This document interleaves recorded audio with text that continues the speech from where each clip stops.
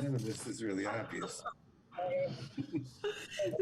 This is the best meeting ever. Okay.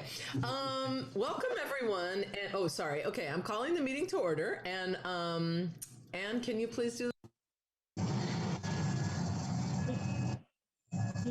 No, do I do that first or do you read the oh no, you're right, roll call. Okay. So Commissioner Bainan.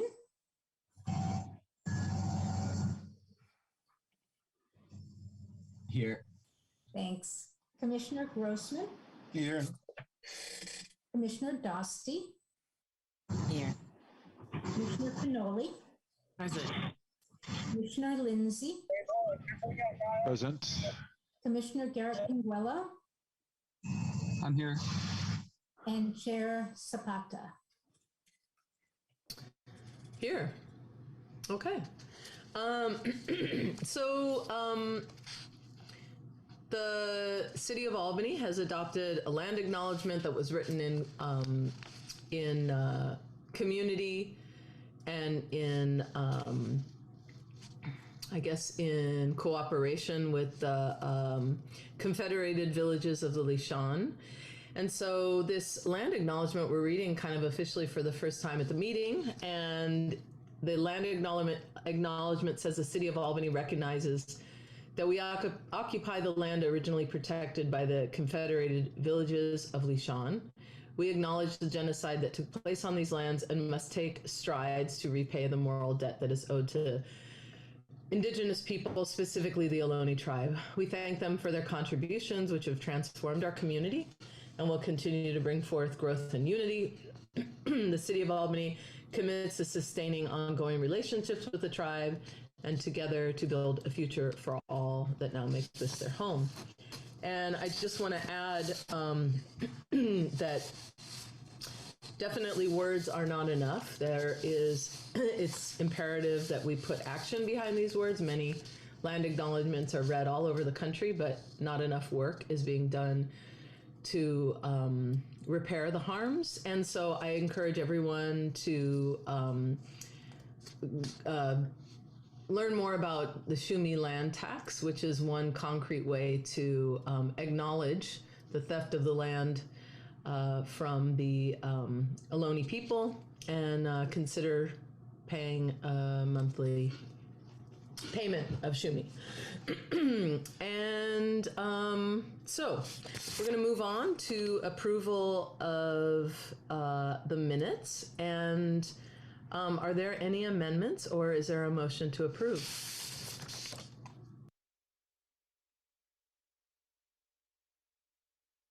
I'll move to approve. I'll second. Any comments? Jeremiah and then Commissioner Lindsay.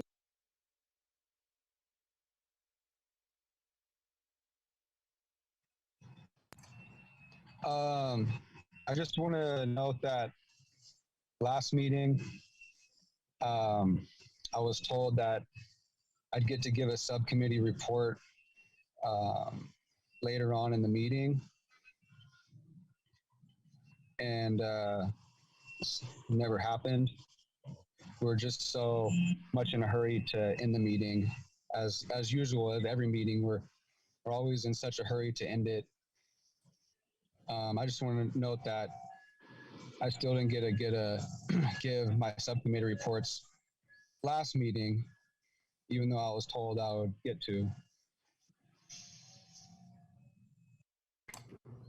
Okay. Do you want to, are you just making a comment or do you want to amend the minutes in any way? Yeah, that was the amendment to the minutes. Just noted that I was unable to get a chance for my subcommittee report again. Okay. Maybe I actually don't know this process that well, so I'm gonna first I'm gonna see if Jim has a comment on the minutes, and then I think we vote on the amendment. I'm not sure. Yeah. Okay. Jim, do you want to say something?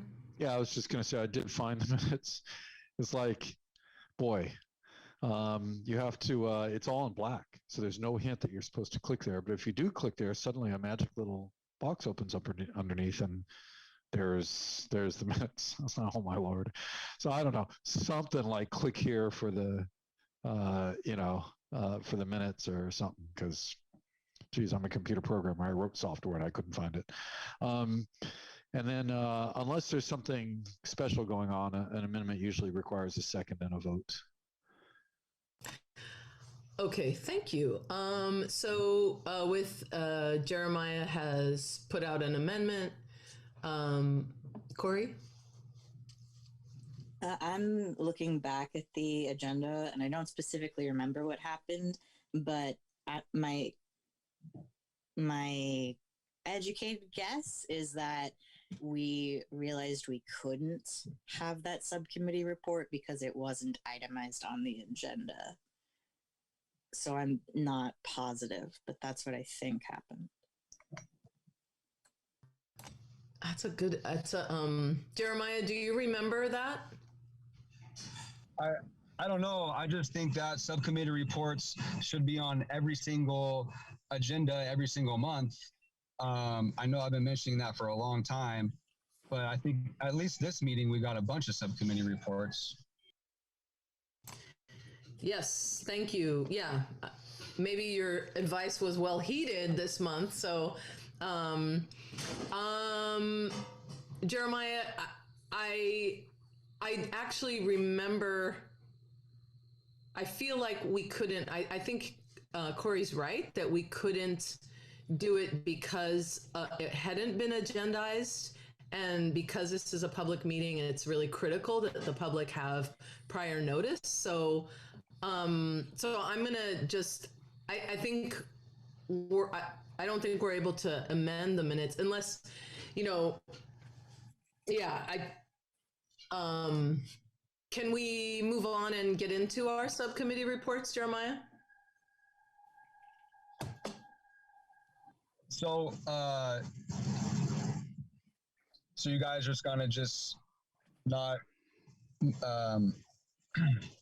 redo the minutes or something, Right. and just move on?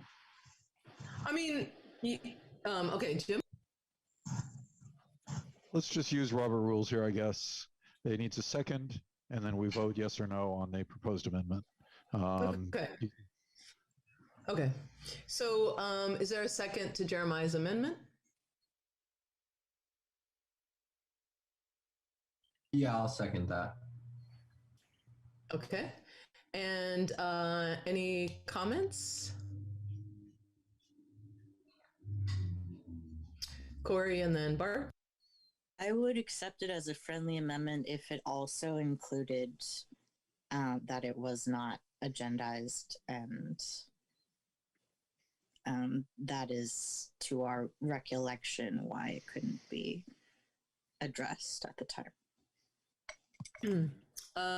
Yeah. Okay. So Jeremiah, looks like that is a friendly amendment. I don't see any other hands. I see hands that have gone down unless they're Bart. Yeah, what is the amendment? The amendment. Oh, Jeremiah, you want to say? Yeah, so the amendment is that I was unable to give a subcommittee report due to the fact that it was not agendized. Okay. All right. Can I call the question? Yeah. Yep. And can you do the roll call vote? Okay, so the amendment is that Jeremiah was unable to give a subcommittee report because it wasn't on the agenda. And those in favor of adding that onto the minutes from the November meeting are going to say yes. So Chair Sabata? Yeah. Yes. Commissioner Dosty? Point of order. I believe because it's a friendly amendment, which I accepted, we only need to vote on passing the motion as a whole, accepting the minutes with the amendment. Right. Okay, just one amendment. No, that's not. Is that not true, James? You were amending his motion, and he accepted your amendment to his motion. We still have to No. vote on his motion. Christ's sakes, just put the damn. I know. Let's just vote. We'll be done in a minute. Okay. So Commissioner Dosky, Yes. Commissioner Lindsay, Yes. Commissioner Cannoli, Yes. Commissioner Bainan, Yes. Commissioner Grossman, Yes. Commissioner Garrett Pinguello. Yes. Okay. All right. All right. Thank you. Before we go any further, I wanted to share my screen and just review the agreements that we set out. Oh gosh, now here we go. Okay, that we've been working with and that were created by this our commission. So the first, I'm just going to read them aloud. The first is to work to keep your comments to 2 minutes or less. And the encouragement is to keep track of your own time using a timer if need be. That's the first agreement that we came up with together. The second was raise your hand using the raised hand button and lower it once you have spoken so that there is clarity on who would like to speak. That's the second meeting agreement. The third is to create space for those who have not spoken in order to, so that they may do so. And many of these agreements are to do that. So keeping your comments brief will allow others that have not had a chance to speak to do so. And also limiting your comments, which is kind of implied in here, so that you're not continuing to be the only one speaking, for equity of voice. And lastly, keep the agenda, and this was kind of one of the ones that we had agreed on together, to as few items as possible in order to get more deeply into our work. So before I take the slide down, are there any questions or comments about these meeting agreements?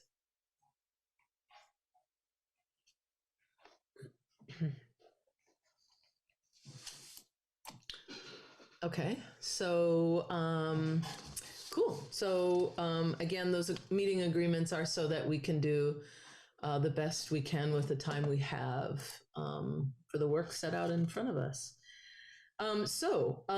Just a brief comment on tonight's agenda, which is to say that the bulk of the meeting, I mean, basically the meeting is a chance for subcommittees to report back. And the reason we've structured it that way is because there is so much desire in this group of people, and I think in the city of Albany, to put into action social and economic justice. And what I think we found in this commission or this committee is that talking about things has its limitations in terms of just sort of sitting on screen and talking to one another. And so I think really this urge to work in smaller subcommittees to come up with ideas and vet those ideas with one another and the public is the sort of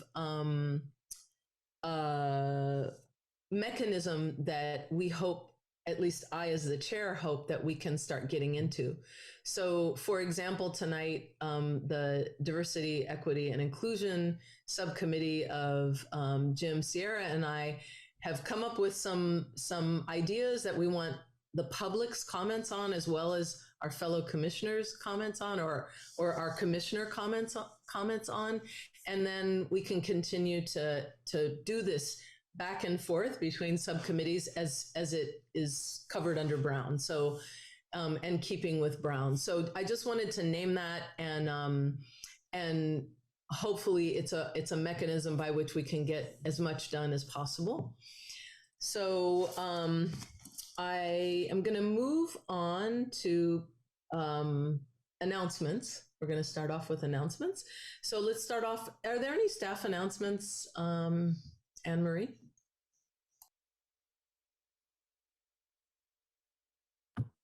No, I don't believe I have any staff announcements. Oh, I do have one.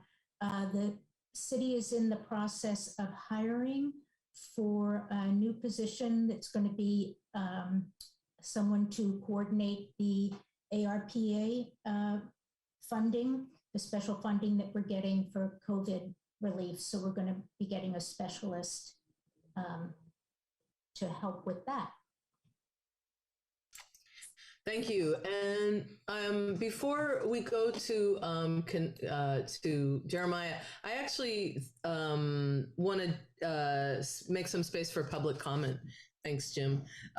So if we can put 3 minutes on the clock and have people raise their hand if they would like to comment at this point in the meeting.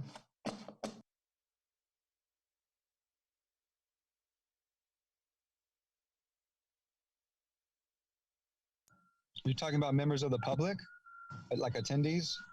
Yes, attendees. Okay. Giving it another second. All right.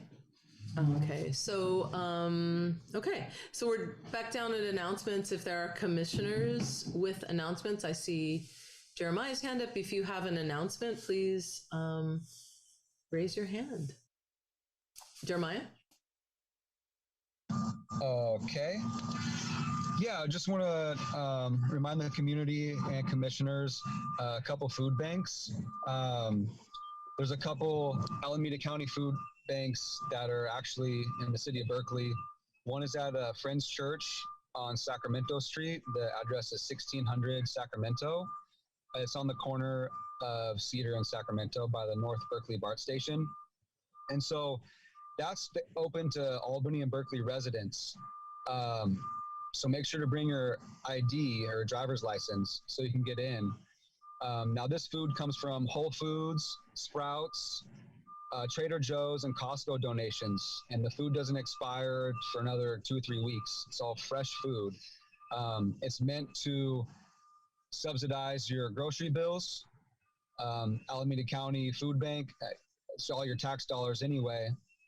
So it's really good food. You can go there, and it starts at 2 o'clock, and it goes till 4 p.m. Make sure to get there early, about 1:30. That way you can get in the beginning of the line.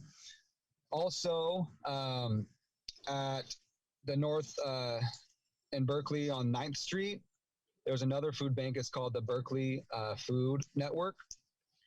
And that one's at 1925 9th Street, located on the corner of University and 9th Street. And that one's pretty much open every day from 10 o'clock to 2 o'clock. And you can just go there.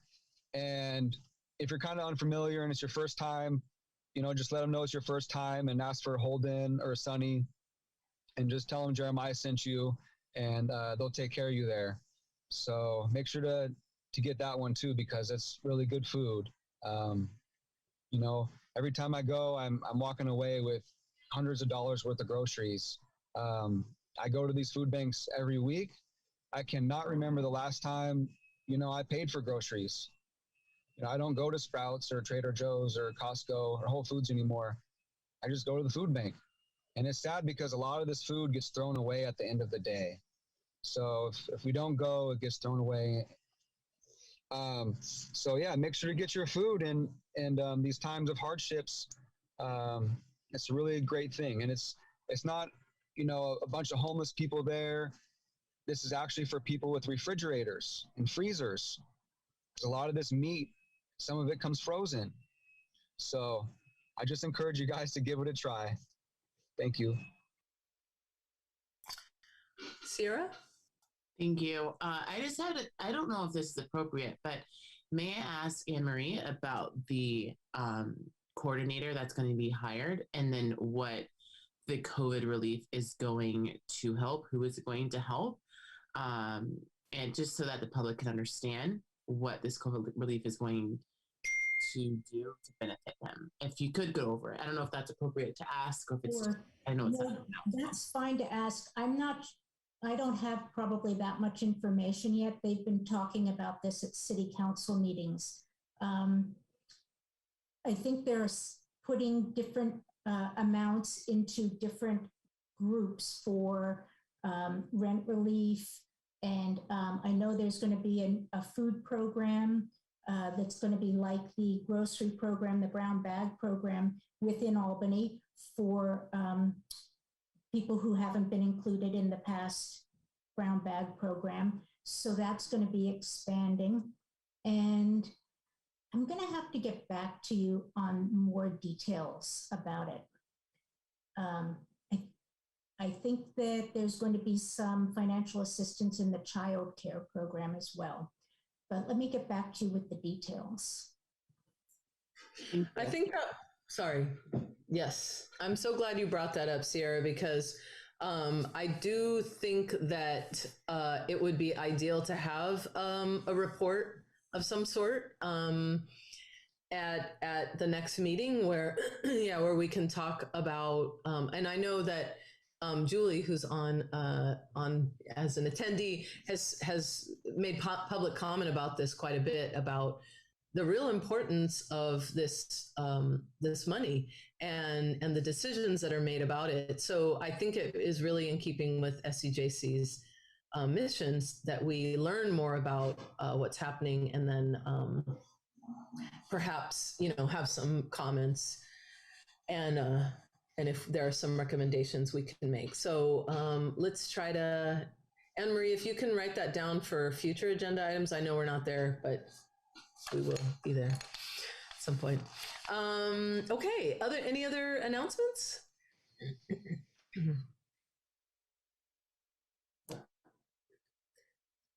That was it? Yeah? Okay. All right. We do not have any presentations tonight. We are... I think Anne Marie had something and she was muted. I'm sorry to interrupt you. Oh, okay. Gotcha. I'm sorry, I didn't manage to put my hand up the way I'm supposed to. I was also supposed to announce that there's COVID testing going on a weekly basis out of a van that's parked outside the Albany Community Center. I meant to bring a flyer so that I could put it up on the screen, but I didn't. It's through a group called Curative, and it's taking place on Tuesdays. And I can send all of you out the flyer. It's in the Albany e-news as well. Thank you. Thank you so much. Okay. Okay. It looks like we have a comment from the public. So let's put 3 minutes on the timer. And yeah.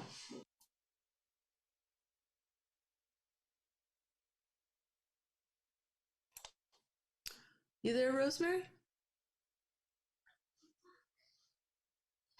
Unmuted. Quickly, I just wanted to say that I did go to the site today for Curative, and I'm wondering if there's any way that the community center could help people who do not have access to online reservation. So they don't take walk-ups. It's not hard to do an online reservation, but if you don't have a computer or a smartphone and you're standing there, if you could go into the community center maybe and someone could help people, I think that would be fabulous. So I just wanted to say that. Thank you. Thank you. Thank you so much, Rosemary. Bart, and then Jeremiah.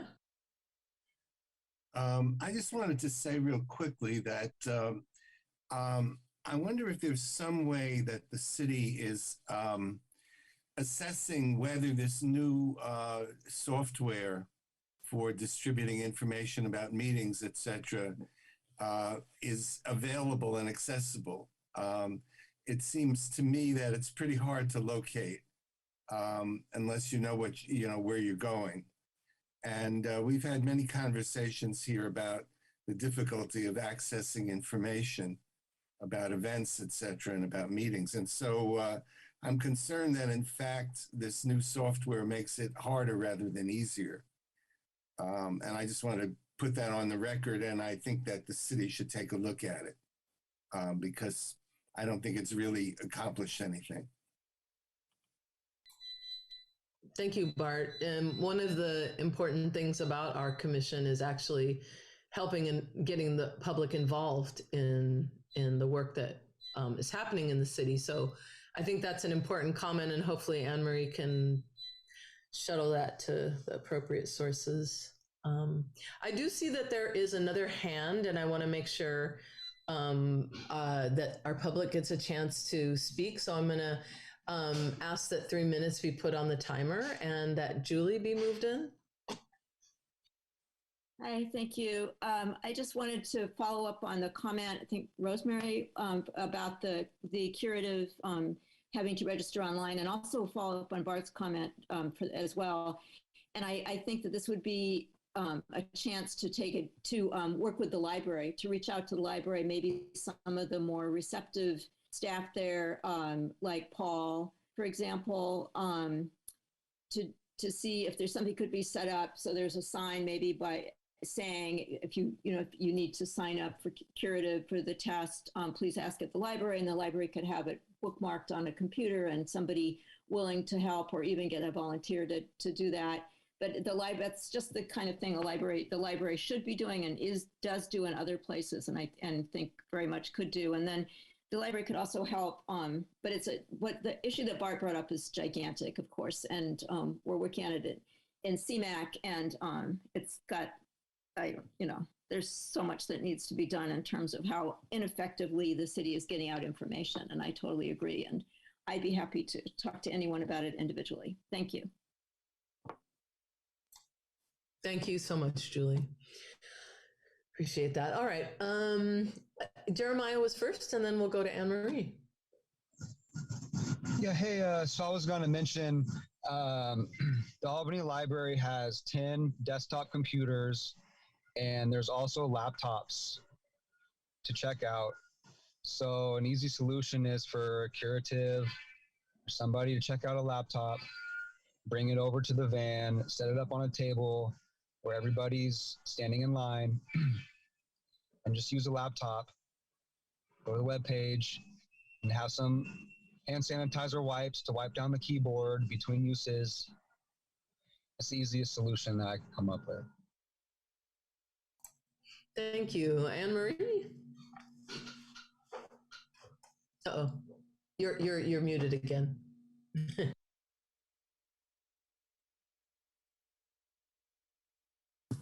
Regarding the COVID testing, I was just looking at the flyer. The flyer says that they take walk-ups, so I'll have to check into that because somebody said that they don't, that you couldn't go as a walk-in. There also is a phone number that you can call to make an appointment, so you don't have to do it online. And if people are having problems with that, I'm sure we can also help at the community center reception desk. I'd be happy to help folks if they're having difficulty getting an appointment or not being able to walk in and be seen. So I wanted to say that. Great. It sounds like there's a lot of really, there's a lot of troubleshooting that can happen. And I love that this is exactly the type of community solutions that are so important, this partnership. So I see Rosemary's hand up again. I want to make sure our public has a chance to be in community with us. So if you can put 3 minutes on and bring Rosemary in. I quickly just want to say I happened to be walking by when I saw the van there, and I asked if I could get a test because I was going to look for one today anyway, and they said that I had to go and make an appointment online, which for me was was not a problem. I could come home and do that and then go back, but I do not get the sense, and the person who's in the van is not coming out of the van. It's all done sort of, through the chute, so nobody has to touch anything. So they're not going to be able to come out and help people. It's going to happen at the community center, I believe, or as Jeremiah said. Thanks. Great. Thank you so much. This is really helpful. I think that this information and people's real experiences of what they're doing is is so helpful. So, Anne Marie, did you have another comment, or was that your hand from earlier? Okay. Okay. So it sounds like we're going to trust our amazing neighborhood services supervisor, Anne Marie, to follow up and perhaps take these ideas. It sounds like there's some great ones that have to do with the community center and the library and lots of Albany services. So thank you so much. We are going to move on. As I said before, there are no presentations tonight. Hopefully next month we will have a presentation or some more information on the COVID relief money. But tonight we're going to start off with item 6.1, which is the subcommittee report from the Diversity, Equity, Inclusion Subcommittee. And I believe I take public comment at the beginning. Is that right? I'm forgetting forgetting the order that this goes. No? No. Corey? Okay, cool. All right. Jim, I believe you're going to be reporting out. And yeah. So am I supposed to share my screen or where we have the written report, or should I just do it verbally, or what? It's up to you. We had the screen on there, but or we could do it if you want to share your screen. I don't know if it's necessary. I'll just say Okay. then that we have it in writing for anybody who wants it, or we could get it to Anne Marie and you could send it out maybe to everybody or something like that. If any members of the public want it, they could reach Anne Marie or any of the people on the subcommittee, which is Commissioner Zapata, Canoli, and myself. So I'm looking at notes, which is why I'm kind of looking sideways, but maybe I'll try like this, like a newscaster. And there you go. Anyway, so we had 2 sessions. The first one, we looked at the Nicole Anderson report and went over the items and reached pretty unanimous agreement that the really key item, I think it's number 5, I just remember the gist of it. It is 5, okay, is that the city hire an equity officer. And because that's sort of the key to all of this happening in reality. It would be a powerful and meaningful statement, but it would also probably lead to good things. And that took us about 1 meeting to do all that. The second meeting that we had, we decided we were looking at what kind of research do we need to do, and what kind of actions do we need to do to move this forward. So in terms of the research, we're looking at we need to look at other cities and see what cities have equity officers, or Lord only knows what terminology they might use, what their job title might be. And in particular, council and staff often like to see what smaller cities like us are doing, but we're probably going to look a little broader than just smaller cities just to see, because this is a fairly new thing. And so, we'll note in the research, which Commissioner Canoli is actually leading, the size of the city that we got the data from, and use that. We're also interested in what other Albany organizations would support this work. So that's some research that we need to do, or maybe even an organization just off the top of my head like Bay Rising, who are not Albany specific, but they cover the East Bay, and might be able to help us with this work. So that sort of thing. So what are the cities, some of the questions that we identified, what other cities have equity officers? What is their job title? What is their pay? Who do they report to in the city? What's their job description? What kind of access to support and resources in the city do they have? Because a sure way to set somebody up for failure is to throw them into a job with no support, no resources. So it's important to know.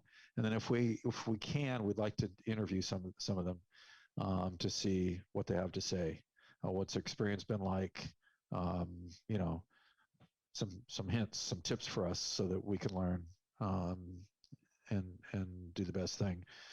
The tentative job responsibilities that we're looking at were basically to implement the Nicole Anderson recommendations from the Racial Equity Impact Plan. I think that's what it's called, right?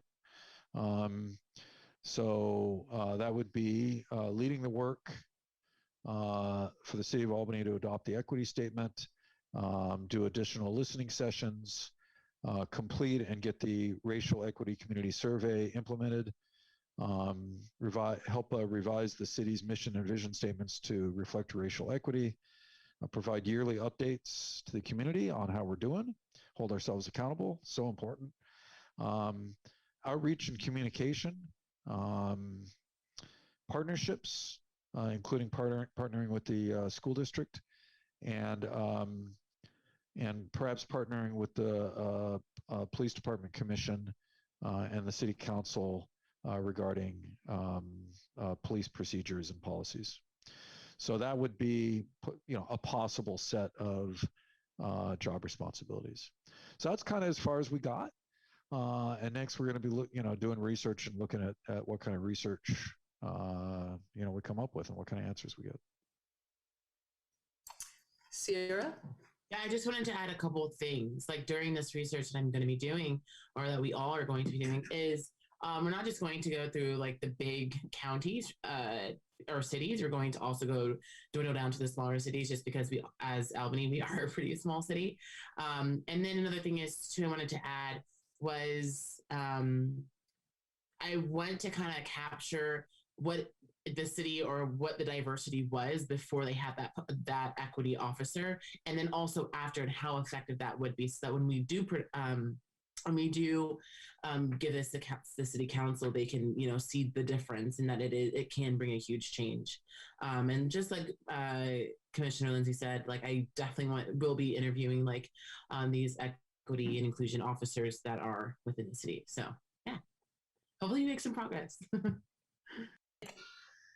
Yes, we definitely, we're doing this so we can hear your comments, and the public too. We'd love to hear what you think about this. Before we move on though, as the third person in this committee, I did want to share my screen and say briefly, this right here is what,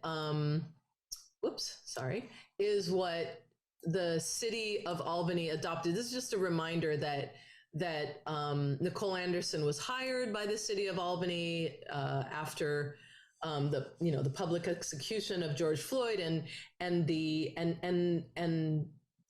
there were listening sessions. Many of the people here were part of that, but I think it's important to point out that these recommendations for next steps is what we wanted to focus on, because this is already accepted by the city council.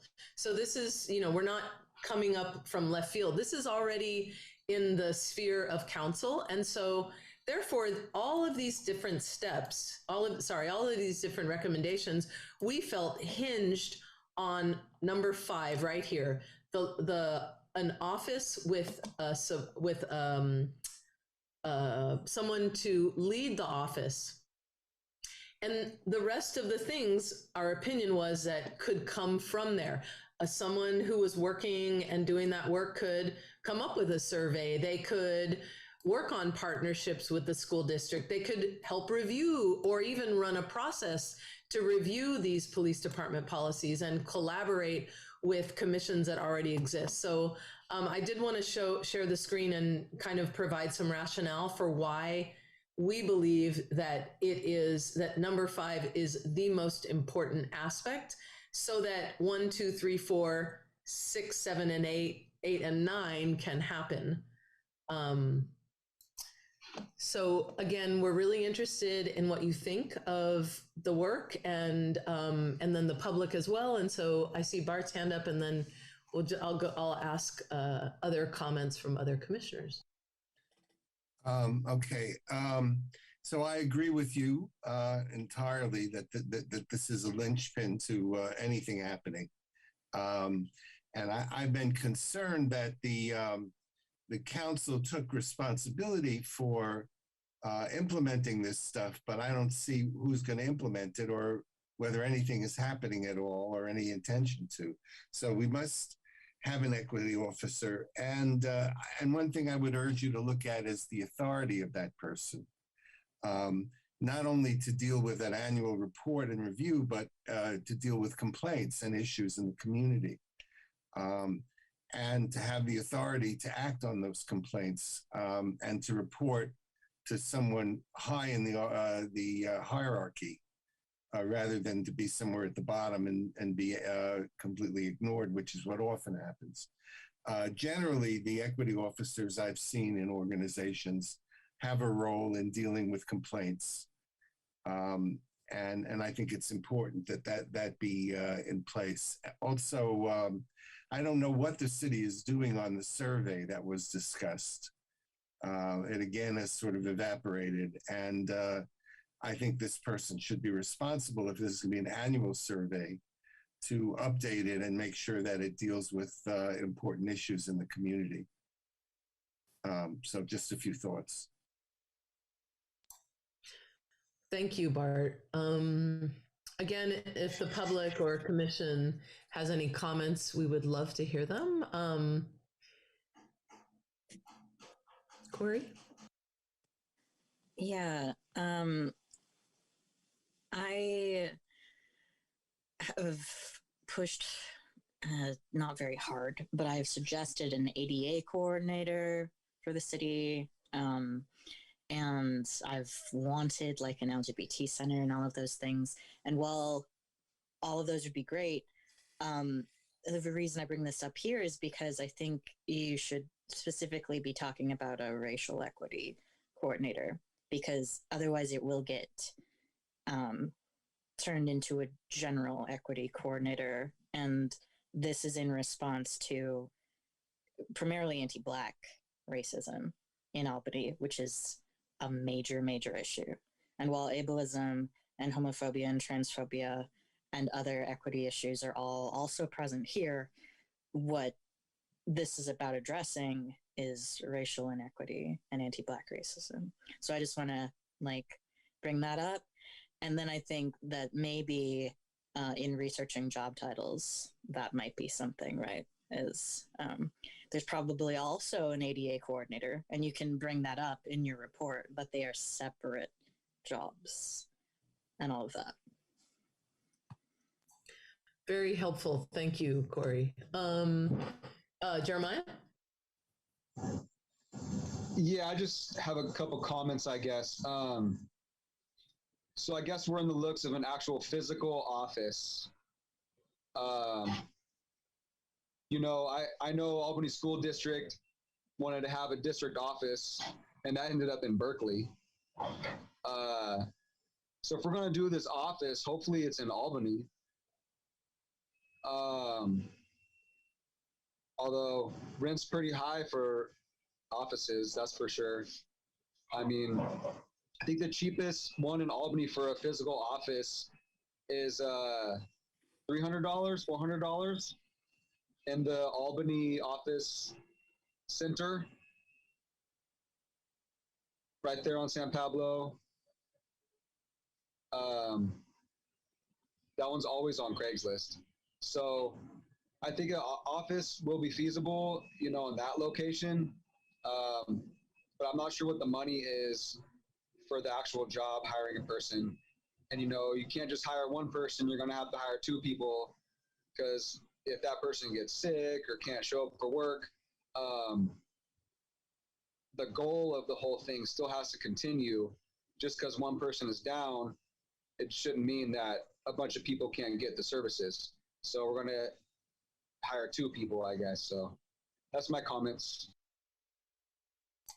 Thank you, Jeremiah. Appreciate that.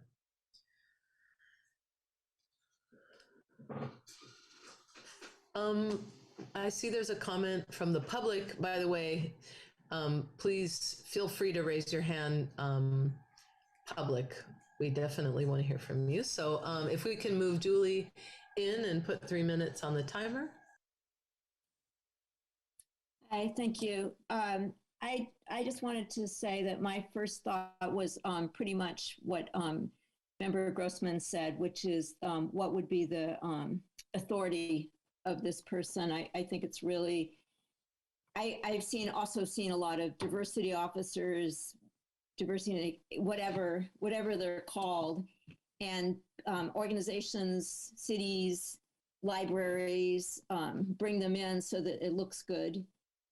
but nothing, there's actually no authority and nothing really changes. And I think that changing Albany is going to take a massive amount of work. And I really like the idea, but I think it is needs to be clear what kind of authority this person has.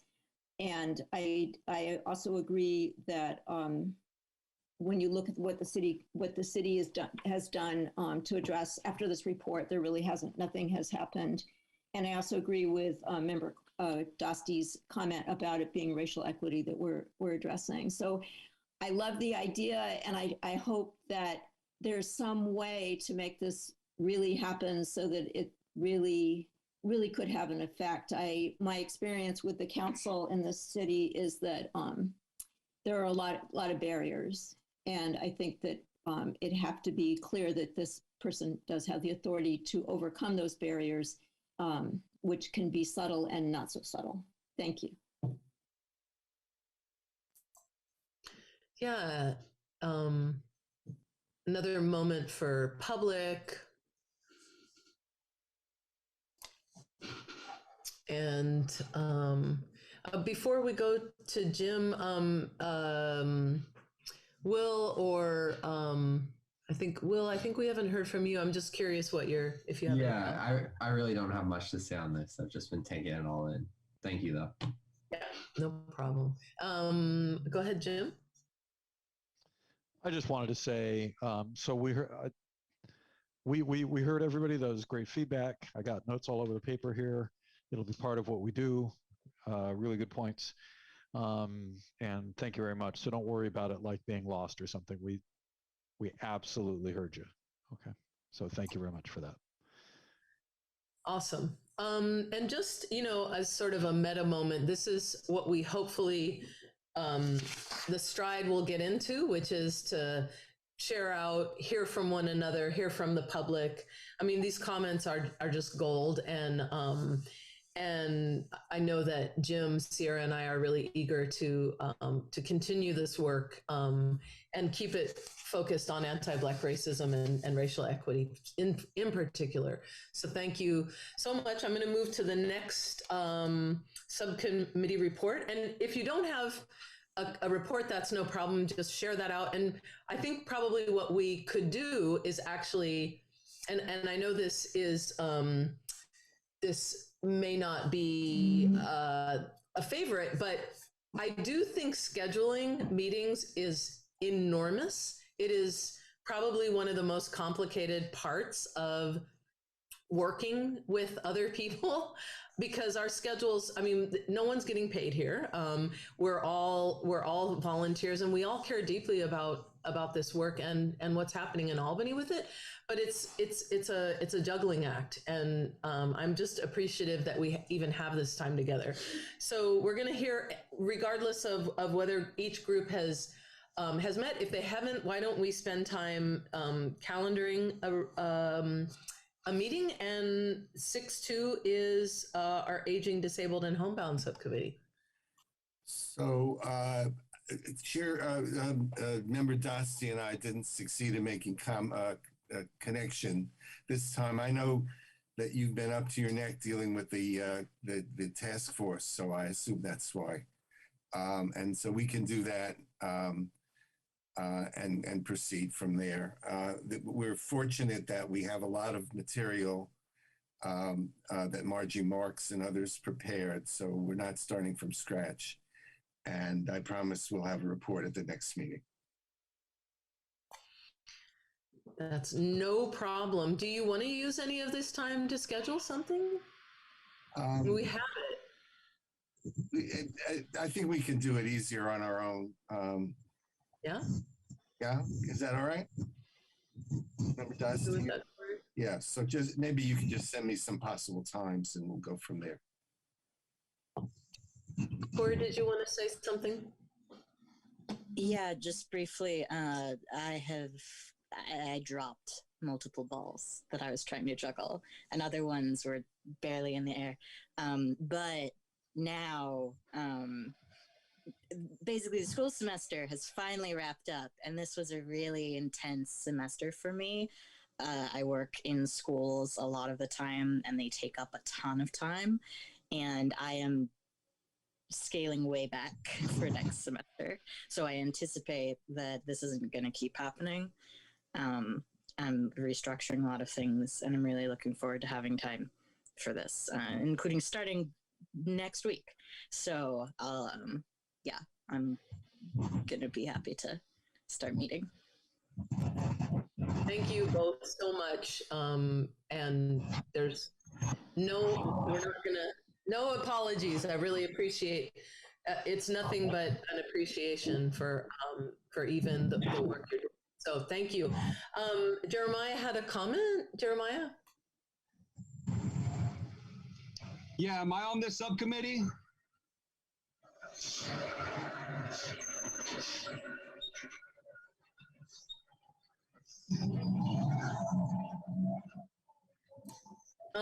Can somebody check the minutes of the last meeting?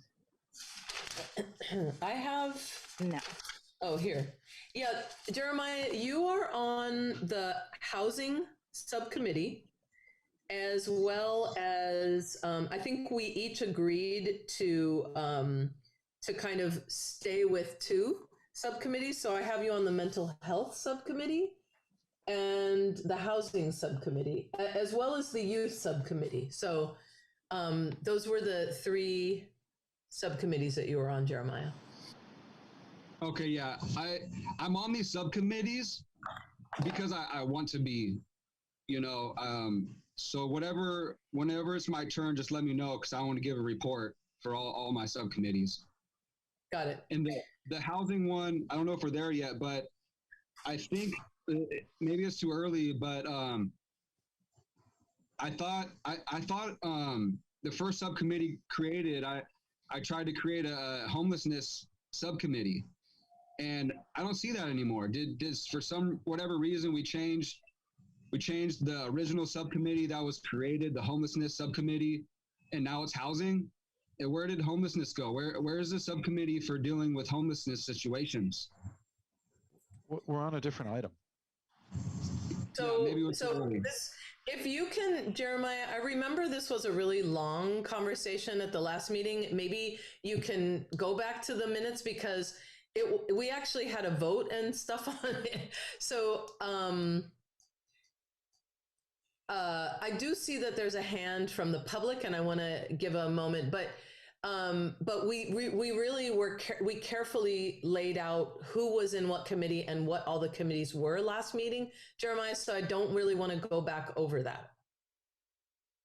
Cool. Yeah, I'm ready to move on to whatever subcommittee next, or something. It's fine. Got it. Thank you. So we're going to go, I want to make sure there's time for public comment. So if we can go to put 3 minutes on the clock and bring in Margie. Hi, good evening. This is Margie Marks. I wanted to talk about people with disabilities in Albany.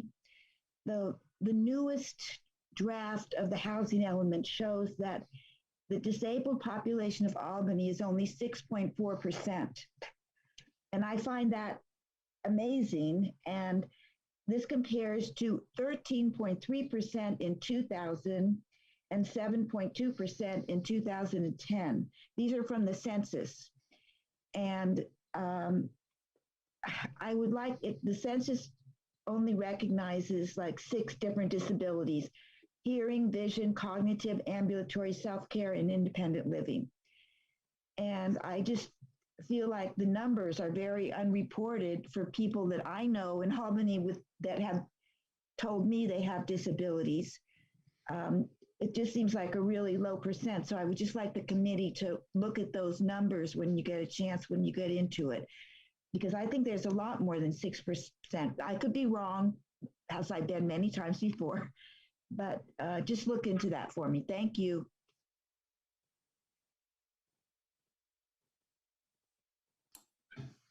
Thank you so much, Margie. Appreciate you. Okay. All right. So I believe that subcommittee has made some notes about that, correct? Yeah. You all gonna, awesome. Okay. So 6.63 is the report from the housing subcommittee. So y'all have Sierra? Yeah, so me, Banan, and Pink Willow is a part of this. We unfortunately have yet to hold a meeting, and I don't have any updates on my end, but we definitely will. I'll reach out to the both of them, and we will come up with a meeting.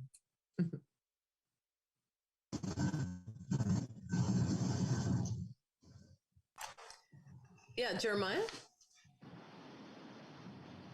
Yeah, I've gathered a lot of notes and a lot of lived experience on this topic recently. Regarding housing, I've been trying, to do what I can and investigate really what's going on with Albany and the housing situation. So for the past 3 weeks, I've let a homeless person sleep in my van at the Albany Library parking lot. And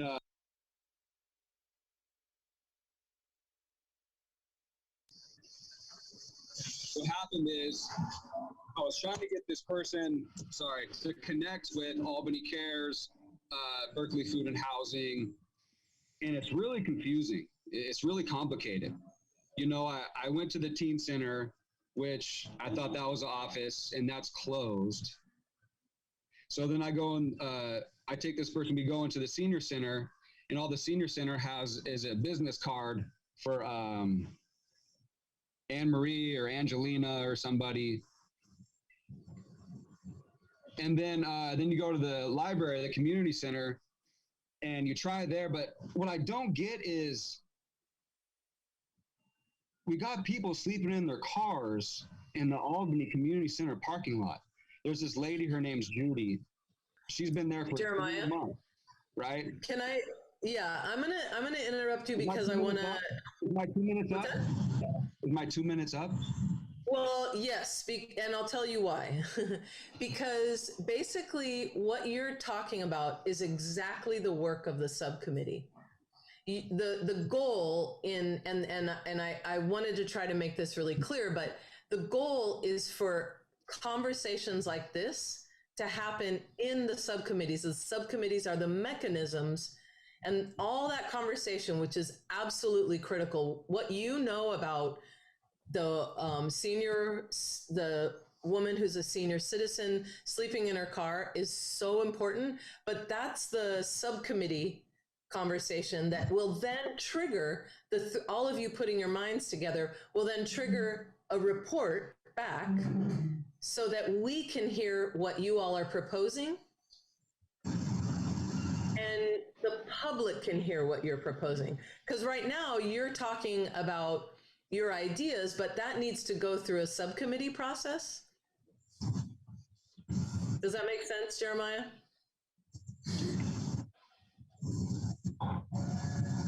Does it make sense what I'm saying? The process that we've set up?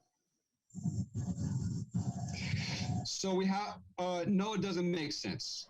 Here we have a meeting tonight, and all that's on our agenda is subcommittee reports. We already got one subcommittee not reporting. Now what? We got another subcommittee not reporting. Now you're going to silence me and I can't say nothing. Okay, fine. Let's go to the next subcommittee. Let's have them not report and not report and not report. And let's go ahead and end the meeting. We're always in such a hurry to end the meeting. What? Why can't you just let me finish my sentence? I've got a lot of valuable information I want to share with everybody, and how it's difficult getting housing for people. And see now it's even more difficult because I got to deal with this. Everybody's even making it more difficult for this housing thing to go because I can't even say something about it. And all I'm trying to say is that, I'm just trying to get to the point to where who is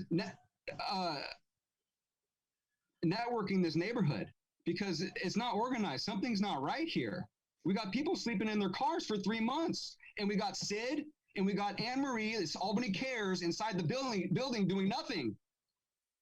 So I'm sorry I'm frustrated, but I'm doing everything every day.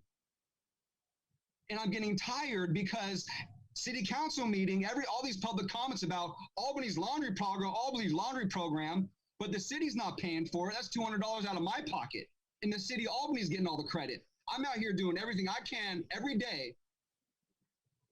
And apparently I can't do nothing, but I'll silence my voice and I'll meet with my subcommittee member and we'll have lunch or something so we could talk, so we could at least come to this meeting and have a report so people could hear what we got to say and things don't have to be so difficult. That's it. Okay, Jim, and then Bart. Yeah. So it does sound very frustrating. It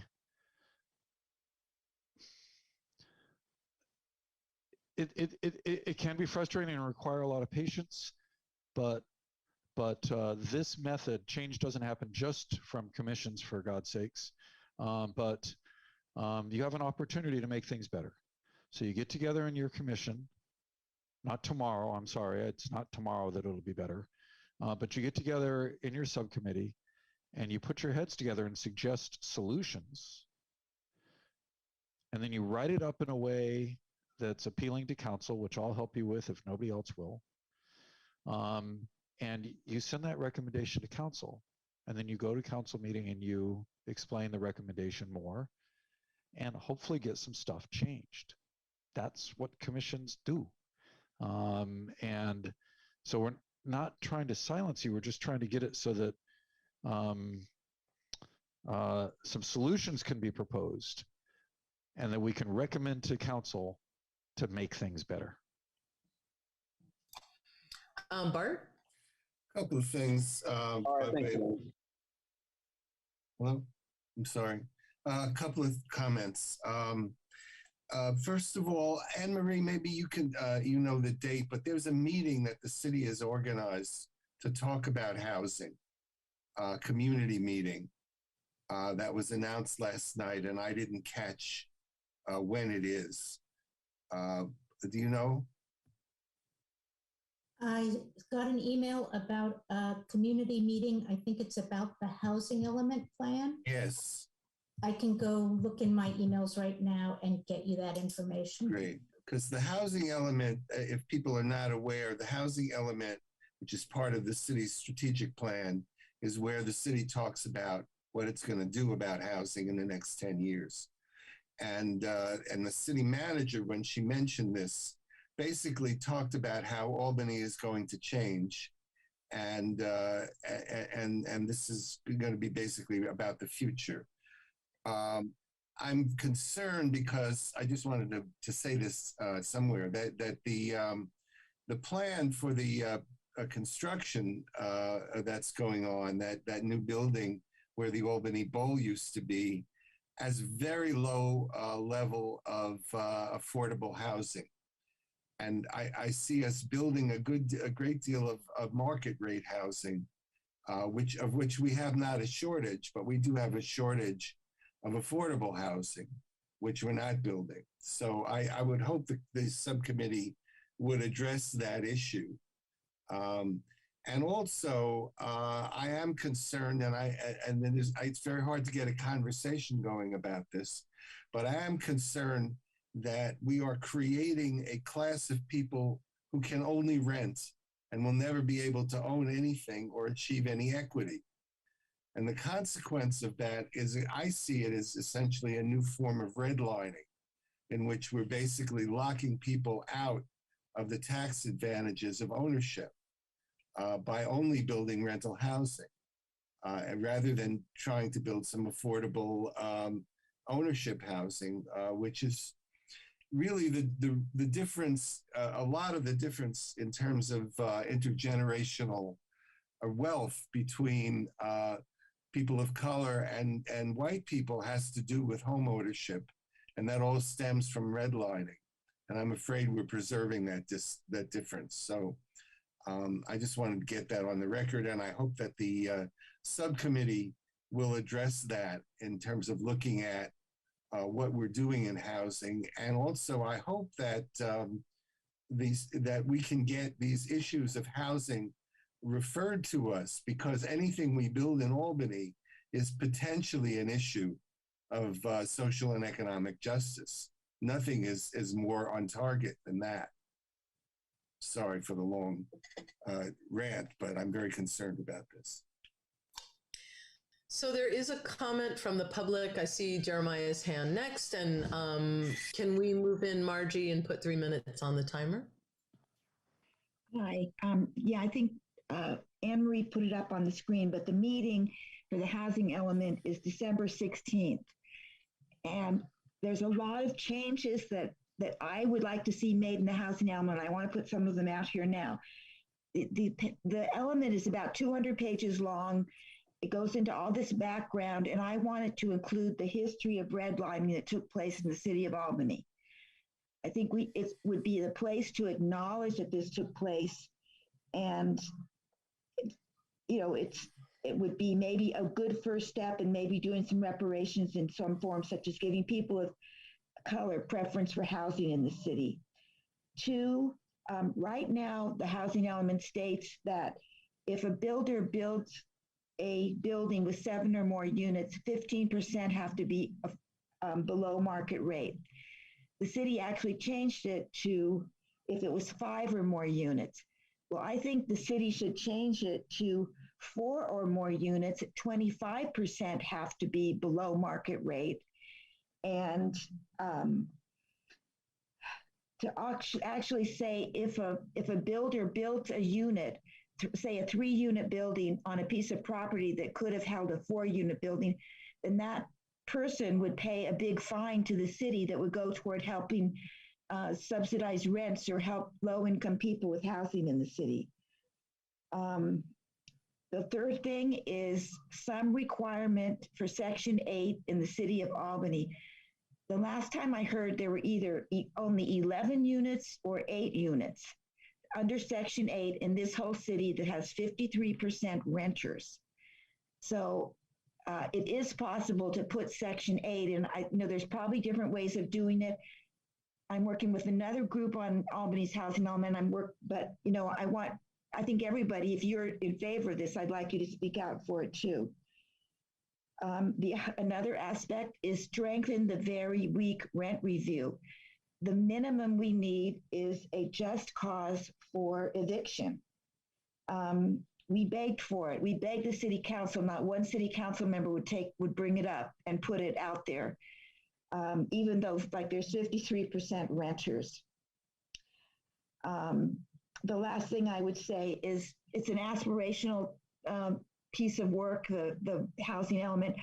I'd like us to put not a housing bond, but a parcel tax on the Albany ballot, $10 a month per house unit in Albany, which is about 7,000. We could raise almost $900,000 a year that could go for rent subsidies and helping people stop eviction and move-in costs to help people move into Albany, that kind of thing. I would be willing to pay, $120 a year I'd be proud to pay that on my property tax. And I don't think it's stupid to go for it. And I'm sorry, I'm going over time. Anyway, thank you very much. That's my point. Thank you, Margie. Jeremiah? Hi, so just question here. Are we still on the housing subcommittee report or did we move to the next one? No, we're still on housing, and apparently anyone on that subcommittee, you all have a lot of work ahead of you because there's a lot going on the issue. I mean, so far we've heard, concrete recommendations. We've heard, anecdotal reports of the experience of people who are unhoused. We've heard Section 8. I just wrote down some things. So you all have I really want to just recognize, I don't really know how to handle it, but this is a really big job. And I don't doubt that you will do more than, or, might need to do more than one meeting over the next month. So please reach out, whatever support you may need from, I'm sure Anne-Marie would provide support as well as myself as the chair, however I can help. But so sorry, Jeremiah, I didn't mean to interrupt you, but I did want to name that what's being talked about is exactly the sort of thing that needs to be culled through, organized, planned, and proposed with, so that we can move from these anecdotal and sort of ideations into let's do X, Y, and Z. So I'm sorry, go ahead, Jeremiah. Okay, so just continuing to the beginning of this whole subcommittee, to where potentially I was stopped abruptly and interrupted, and was made to where I was not even allowed to give a report because we haven't met. And so we'll just kind of move on to next time. And then it seems like everybody else gets to give a report. They're not even on the subcommittee, but they've got a report, but they could give it. But as soon as I start talking, Jeremiah is the only one that can't give his report, but everybody else go ahead. I just feel, I always feel mistreated my whole life, and it just seems to just never end, but that's okay. I'll just live with it. Well, I want to publicly apologize to you, Jeremiah, since I accept your apology. I'm just tired and frustrated, and yeah, you're really nice person. I understand. And I did think, as people were commenting, I was like, well, here people are saying things about housing, much like Jeremiah was. But I do think that that a lot of these comments, they need to go somewhere, because otherwise what we're doing, I mean, anyone's comment here, I feel like early on in our formations, we were starting to feel a little like, what are we doing? So I hope that you will read my efforts as in a move to move us forward. And I apologize again for feeding into your past experiences. I don't mean to, and I don't take it personally, because I know it actually has nothing to do with me personally. It's what your experience is, and so I don't take it that way. But I'm gonna try to move us into. I know Jim has a comment, and then I'm gonna move us into the Youth Task Force report, and then we'll see where we land. Go ahead, Jim. You had offered earlier that if a subcommittee didn't have a report, that they could just take 1 minute right now, which is about all it takes when you got 3 people together, to set a meeting date and time. And I think that would be a great use of a minute or 2 of our time right now for the housing subcommittee to set their first meeting up. Yeah, Sierra, Will, and Jeremiah, do you all want to take a moment to do that? Yeah, I beg to differ. I think that with 3 people, I think that's a lot. Me dealing with finals this week, so we will definitely reach out to each other, I would hope. Cool. Will, I just want to make sure you haven't had a chance. Did you want to make any comments or anything? No, not right now. But yeah, I'll definitely be reaching about scheduling that meeting. Thank you. And Corey? I'm not sure where this goes exactly, and if it's already covered or not. I think it's really important we respect the confidentiality of the public when talking about homeless folks by name and where they live. I don't think that's appropriate in a public forum, and I just want to raise that. Thank you, Corey. Okay, appreciate all of your comments. And I'm going to move us to the Youth Task Force Subcommittee. Yeah, so the Youth Task Force wasn't able to meet, but I was actually able to talk a lot with fellow high schoolers and kind of hear more about their concerns and drum up support. I sent out like a Google form to a bunch of people, which actually had some good responses, and I'll be sharing that at the Youth Task Force subcommittee meeting, and then we can bring those results to the next SEJC meeting. But I just look forward to meeting soon with Commissioner Pinguello. Jeremiah, do you, well, I'll get your comment and then I'm curious if you all want to coordinate a meeting right now. You're free to, but Jeremiah? Yeah, thank you, Chair KZ. Yeah, so I just want to say real quick, Bayanin, you know, everybody in your age group, you some very nice kids and some young men and women that are growing up really great. You know, when I do the laundry program on Thursday, Albany high school students come by and, you know, they ask me what's going on, and they're really friendly and they really pay attention. Like if I say something, and I'll go to the laundry program next Thursday, and some high school students will be like, "Hey, Jeremiah," and, you know, I'll forget, you know, their name or something, but, you know, I just really like that everybody at high school, middle school, everybody's so nice, and you guys are just a good group. And I think you got a lot going for yourselves. And yeah, so yeah, let's. I'm looking forward to meeting with you so we could talk more and bring something to the table. Yeah, and just to play off of that, thanks for those kind words, Jeremiah. But I think that's why it's really necessary that kind of this subset of Albany people get heard in the whole community body. So I think that's a great reason that we should have a youth task force. And yeah, I'll schedule a meeting with Jeremiah. Would you like to do it right now, Jeremiah, or over email? Which would you prefer? Bannon, I'm available anytime, you know. So okay. Pretty sure you have my phone number, right? If not, you know, I'll give it to you, or yeah, you know. I'll just text you after this meeting. I have Okay. finals next week, but the week after I'll be free all week, so we can meet then. Okay, anytime. Yeah, just text me and we'll go from there. Thanks. All right, sweet. Thank you. Great, thank you. Just a note on language, Jeremiah, you saying men and women sometimes is, I know I do as well. It is an important thing to recognize that the world is not just that binary of men and women. There's lots of different identities that lie in between that. So I know I've been working hard on disrupting some of the old thought patterns that come out in language. Does it make sense what I'm saying, Jeremiah? I don't know if you noticed you said men and women.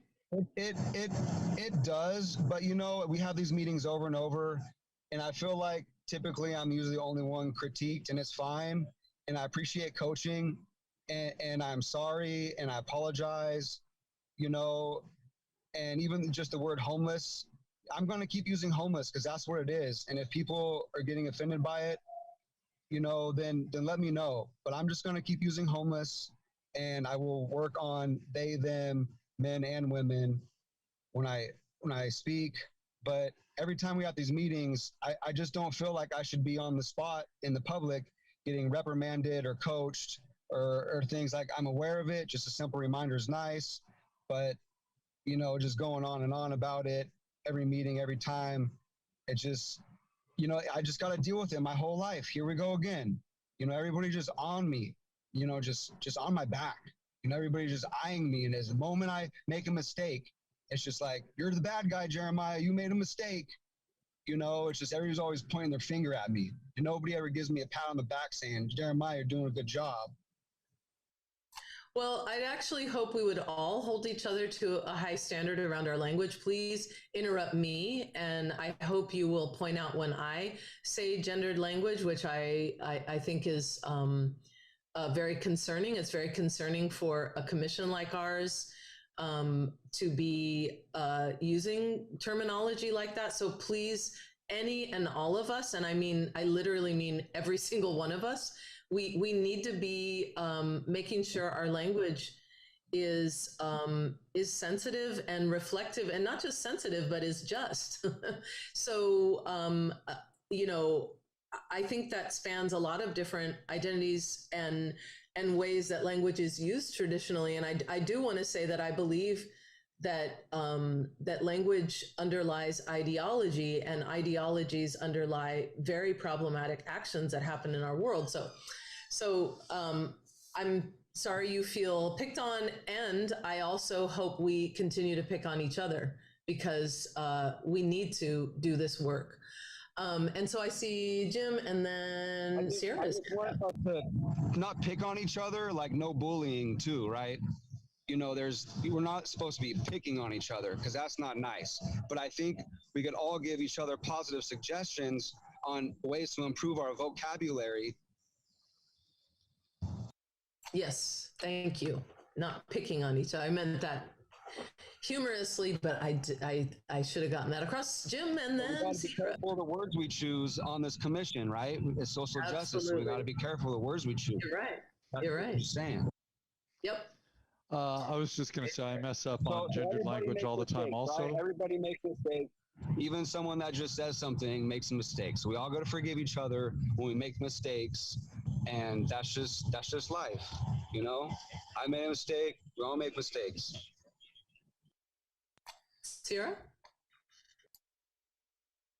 Yeah. Thank you.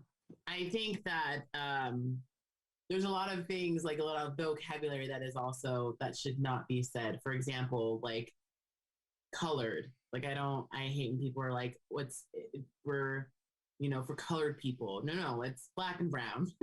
It's no such thing as colored people, because that was historically very wrong to say. So it's very similar to gender. Well, actually, it's not similar to gender. It's completely opposite. But if we could stop using colored, I would really appreciate if we could say black and brown. I think that's super important. However, there is no law for anyone to change their vocabulary. There's something called respect. Absolutely. And some people may not want to change their vocabulary to please someone else, just as much as no one has to please anyone, right?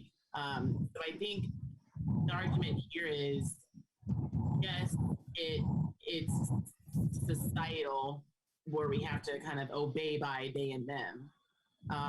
But it's not societal to obey by colored, right? Because I feel like being black and brown is more. I'm not saying anything's more important, but that's all I'm going to say. And I'm sorry, I'm going on a tangent, but I think it's more important for you guys not to say colored anymore. I don't like the word. Let's stick with black and brown. Thank you, Sierra. Just to be clear, is saying people of color for you? Right, people of color, yeah. Colored, yeah, people of color. Got it. Is what I should have said specifically. Okay, appreciate it. Thank you. I think Jeremiah's hand was up, and then Jim. Yeah, so I guess we all have different opinions. I think as long as we keep separating ourselves by colors, which we're not colors, we're people, and we have ethnic backgrounds from the country we're from, because I prefer not to be called white. So I'm not white. Because being white is a bad thing. I mean, depends on how everybody looks at it. But I'm half Portuguese. I'm not white, even though that's my skin color. But what if I go out and I hang around the sun and go to Hawaii? Now I'm more tan. Now my skin color changes. I don't like to call people by colors. I mean, obviously there's, we could have conversations about this, but I just think everybody's human, and as long as we keep separating ourselves and making these different categories, there's always going to be, racism or somethingism. There's always going to be judgment as long as we keep making ourselves different. So we need to be working on making ourselves more similar and find things we have more in common, I'm an American citizen. You are too? Okay. Instead of just black, brown, white, gray, blue, tan, it's just, I don't know. I mean, we could have, so I only raised my hand because what agenda item are we on, Chair? Yeah, we are going to the mental health subcommittee, which is 6-5. It's the last report on our agenda, and I'm going to move us to the subcommittee. If you're in the public, if you have a comment, I would love if please raise your hand. And let's just wait a moment for public comment.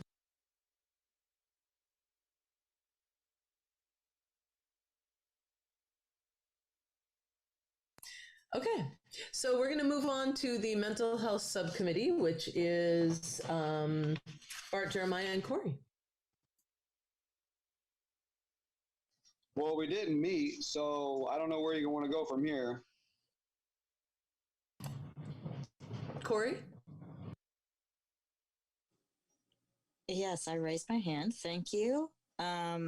It's the same story where and in this case, I was in charge of convening it, and I have not had the time. I will be reaching out this week.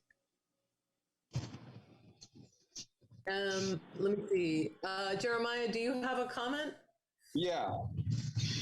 So there was a person, regardless who it is, there was a person designated to be the leader of the pack to coordinate organizing, for all these commissions, for all these subcommittees. So who are these leaders organizing these meetings? Because whoever took on that role didn't do it. So if people aren't going to do the role, can someone else coordinate these things? Because I don't mind stepping up and being the person to give someone a phone call or an email and say, hey, let's meet up. Because that's pretty easy. We already actually covered that, Jeremiah, so I'm going to move us along. Bart and then Jim. Even though we didn't succeed in meeting at this point, we will meet. But I would like to request that we get a presentation, and I'm talking to Anne Marie on from Alameda County as to what services they're now providing to the city of Albany, and how effective that has been. And I think, Anne Marie, you may be in the best position to answer the question of how effective the current Alameda County mental health services have been in Albany. Are they reaching people? Can people find the services that they need, and particularly mobile crisis? So even though we haven't met, I think we're going to want that information, and I would like to have it as soon as possible. So I'm making that request, and if we can have that on the agenda for the next time, and arrange a presentation. Thank you. I wonder, Bart, if you all want to do a combination at the next meeting of a presentation and some, do you want, because if we do the presentation, do you want to meet in the interim and discuss things and do a presentation as well as a subcommittee report at the next meeting? I guess I hope I understand. So I'm wondering if you want to get this information from Anne Marie and your subcommittee discuss it and that sort of thing, or do you want to have a presentation at the next meeting? If we're looking for a presentation from Alameda County, I think it probably has to be directed at the commission rather than at the subcommittee. But I don't see that as taking the place of the subcommittee. Okay, got it. I see it as general information that we all need to have if we're going to have. I had my hand raised. Yeah. Okay. So Jim and then Jeremiah. I just wanted to say a couple things. One is that in practice, anybody can convene. So somebody has it, somebody's listed as the convener. But in practice, there's nothing that stops anybody from sending an email or calling up or texting the other two people on their committee and saying, hey, let's get together. And that's just fine. So anybody can do that. And the second thing is it's just kind of good practice to let Anne-Marie know the date that you've scheduled a meeting. You're not legally required to do so, but it's helpful because that way she knows and can communicate with the chair which groups are meeting and which groups aren't, and we can maybe facilitate groups getting together. If there's any support you need, you can request it or suggestions where to look something up. It's just, she's there to help us, and so I would encourage you to let her know when you've scheduled a meeting. Again, you're not legally required to do that, but it's helpful.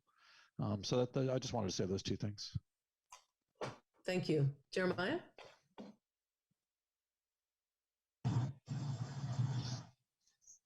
Yeah, hey, so hold on one second.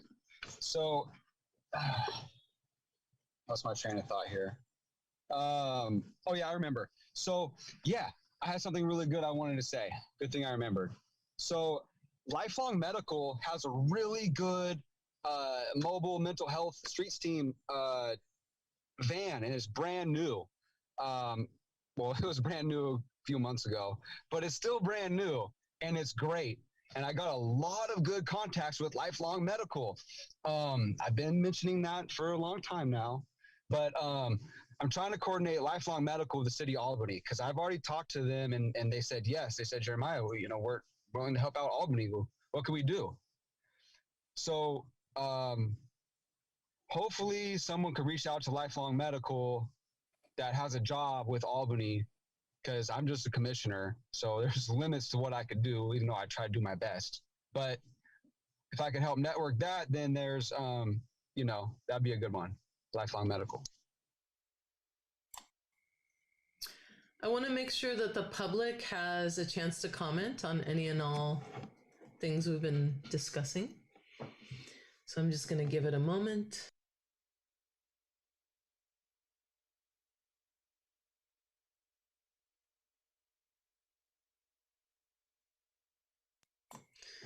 Okay. All right.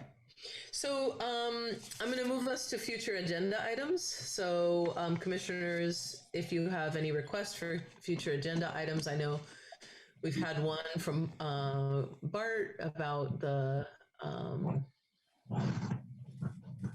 Jeremiah. Can you put? Are you raising your hand, or if not, put it down because it looks like you want to speak. Yeah, I put my hand down, then I raised it when we did future agenda items. So I got future agenda items for this new agenda item. Okay. All right. So why don't we go ahead, Jeremiah? Okay. I would like a report from Albany Cares or a presentation, because we never have any presentations. Well, not never, but sometimes we do. I would like a presentation from Albany Cares, whoever's organizing that program, from Berkeley Food and Housing, and Albany, was it Project Hope? We Hope, something. All three of these groups, they gotta present something, because they're hiding, and they gotta come out, and we gotta find out and be transparent what's going on. Because there's a lot of confusion, because there's three programs and they all kind of do the same thing. And then they use that against you if you use the wrong one. So we got to get this organized. We got to make it easy for people to use, because the difference between Albany Cares and Project Hope and Berkeley Food and Housing is such a confusion. So I would like a report, a presentation from at least one of them. I mean, quarterly. We got to get quarterly reports from these people. So that way we have information and data and things we could go on to present to City Council. Jim and then Bart. Yeah, I just want to, I know this is not comment time, it's like future agenda point time, but I just want to say I completely agree with Jeremiah. When you have services that are hard for people to find and hard for them to use, then they're not really services at all. It has to be something that people can find relatively easily and use relatively easily. And I don't think people are doing it on purpose, but it doesn't matter whether or not you're doing it on purpose. People still aren't getting help. So I think it's a really good point. I was going to say for future agenda items that I think one thing we might think about doing is maybe doing a presentation each meeting, or aiming towards a presentation each meeting. They can be work for staff to put together. They don't just come out of nowhere, but at any rate, presentations, they could be from programs like Jeremiah was just talking about, or Bart was just talking about, or they could be from city, from community groups. Here's our community group, and here's what we do, and right, and like that could be really, really good to sort of uplift some community groups. I don't know, ASUC of Albany High, right? As a sort of community group, if you will. I think a presentation a month might be kind of cool. We could try it. And then subcommittee reports, but I think it's really important that everybody understands that I talked to KZ before. Her intent was that there would be discussions that would accompany them. Like the discussion that accompanied the DEI one is really helpful. Like a lot of really good points and things we hadn't thought of. And, so hopefully I think it'll be, well-used time if we can actually discuss mental health and youth and housing and aging, right, next time. That'll be a good thing. So that's all I had. Okay, and actually, just a comment. I mean, that's five subcommittees. It could be actually a really, a bit of a juggling act. So just to be aware that, we only had one committee meeting and our subcommittee report, and it's already 8:30. So just, we're going to need to be careful. I know that creating the agenda is a huge part of balancing all this, but just to comment on that, Bart, and then Jeremiah. First of all, it was my understanding, unless something has changed in the world, that we were supposed to get a quarterly report from Project Hope, which is Berkeley Food and Housing, and from Albany Cares, because we are responsible as a commission for overseeing them. Unless the world has changed and now these reports are only going to the council, which no one has told us, we're supposed to be scheduling these reports. So that's one thing. The other thing is just a process point for the future. I think it's a little unclear when public comment is going to be within a topic. Normally, we have a report or a presentation, the commissioners comment, and then there's a public comment. And I think if that isn't clear, people may not raise their hands because they may not know when that's supposed to happen. So if we could just be clearer about what the process is for that, I think it will help people. Yeah. That's all. Thank you. I thought of that too in the middle of the meeting. I was like, yeah, I mean, pretty much I feel like anytime the public wants to comment, but I actually don't think that that's helpful because then those that know that, and those that don't. So I need to name that more clearly. So thank you for that comment. Jeremiah. Yeah. Oh, yeah. I just want to make sure if Bart didn't mention it or someone didn't mention it, that we agendize. That way we don't have to amend it in the minutes, the next meeting, and go through this whole process. That the subcommittees are able to do a report on the future agenda item. Just want to make sure that happens. That's all. Wait, say that again? Okay, my future agenda item is for all subcommittees to report. Correct. Yeah. That's the goal. The goal is that really each of our meetings should be mostly about subcommittees reporting. And it sounds like there also is a desire to have some sort of presentation. So I need to talk to Anne Marie and follow up on that. But I think we need to. I think a structure. Here's what I'll say. I think a structure is starting to become more clear, and I think this meeting needed to happen the way it happened, so that you could see how one subcommittee sort of. I thought of it. We were sort of modeling the process, and that's not to say we're any better than anyone. I just kind of had in the back of my mind that this needed to be the mechanism, and so we made it happen. But I hope that we can make this a mechanism and then have a little more clarity on when public comment happens and then timing. So those are some to-dos as the facilitator or chair that I plan to put into effect. So yeah, this meeting was a little rocky and there was a little, but hopefully it's starting to become clear some of the routines that will be in place. Bart? One suggestion, it may be that not every committee wants to report in every meeting. So if there were a time when people could contact you before the agenda is done and be able to say, yes, we want time this week, or no, we don't need time right now. Or you might send us an email and ask, so that, not everything has to be on the agenda. It may well be in a particular meeting that a subcommittee is working on something and they're not ready to talk about it yet. Great suggestion. Yeah. Again, more structures that are starting to become more clear. Okay. Unless there are any other future agenda items, Sierra, you all okay? Yeah. Yeah. Corey? Yeah. Corey? Yeah. I'm not sure if it's anyone. I was going to say, Okay. great job there, KZ.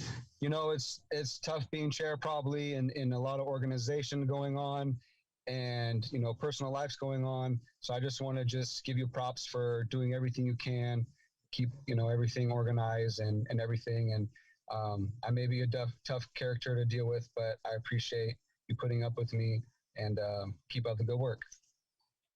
Thank you, Jeremiah. I appreciate you too. I really do, and all of you. And so our next meeting is on Tuesday, January 4th, and I'm going to adjourn us. Good night.